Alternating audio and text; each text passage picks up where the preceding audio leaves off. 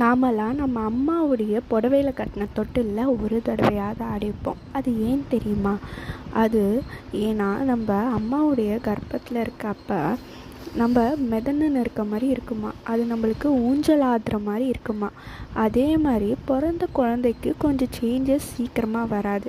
அதனால் அதே மாதிரி அம்மாவுடைய வாசனை இருக்க அம்மாவுடைய பருத்தி துணியிலையே தொட்டில் கட்டி அதில் குழந்தைய படுக்க வைப்பாங்களாம். அது எப்படி இருக்குன்னா, தரையிலையும் இல்லாமல் மேலே பறந்துனும் இல்லாத மாதிரி இருக்குமா. அது அந்த குழந்தைக்கு அம்மாவுடைய கர்ப்பத்தில் இருக்க மாதிரியே இருக்குமா. அதனால் ஈஸியாக தூக்கமாக வந்துடுமா. அந்த குழந்த ரொம்ப சேஃபாக ஃபீல் பண்ணுமா.